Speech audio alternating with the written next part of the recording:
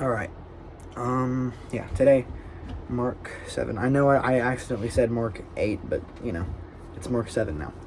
I was supposed to reading Mark 7 today, but yesterday I said Mark 8, so it doesn't matter. It's Mark 7. Okay. The Pharisees and some of the scribes who had come from Jerusalem gathered around him. They observed that some of his disciples were eating bread with unclean, that is, unwashed hands. For the Pharisees and the Jews do not eat unless they give their hands a ceremonial wash, keeping the tradition of the elders. When they come from the marketplace, they do not eat unless they have washed, and there are many other customers that have received and kept, like the washing of cups, pitchers, kettles, and dining couches. Yeah.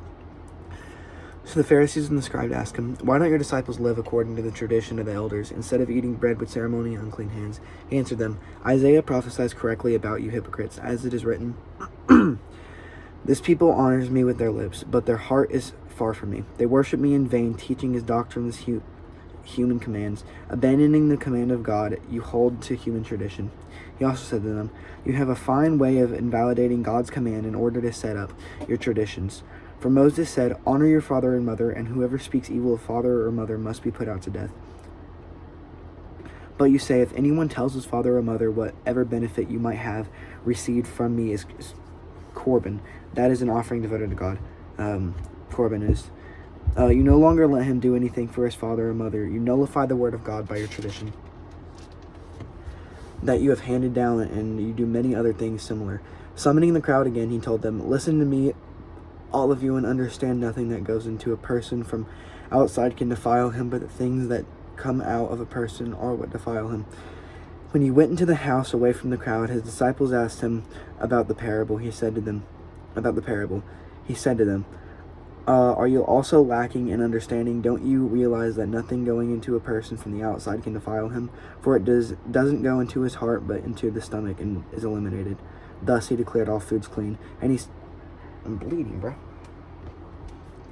And he said, "What comes out of a person is what defiles him. For from within, out of the people's hearts, comes evil thoughts, sexual immorality, thieves, murderers, adulterers, greed, evil actions, deceitful indulgence, envy, slander, pride, and foolishness. All these evil things come from within and defile a person." He got up and departed from there to the region of Tyre. He entered a house and did not want anyone to know it, but he could not escape notice. Instead, immediately after hearing about him, a woman whose little daughter had an unclean spirit came and fell at his feet. The woman was a Gentile, a Syrophoenician, I really don't know, by birth, and she was asking him to cast the demon out of her daughter. He said to her, "Let the children be fed first, because it isn't right to take the children's bread and throw it to the dogs." But she replied to him, "Lord, even the dogs under the table eat the children's crumbs." Then he told her, "Because of this reply you may go. The demon has left your daughter."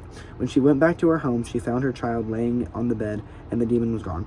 Again, leaving the region of Tyre, he went by way of aside into the Sea of Galilee, through the region of the Decapolis. They brought to him a deaf man who had difficulty speaking, and he begged Jesus to lay his hand on him.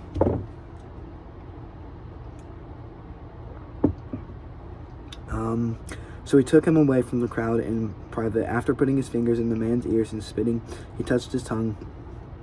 Looking up to heaven, he sighed deeply and said to him,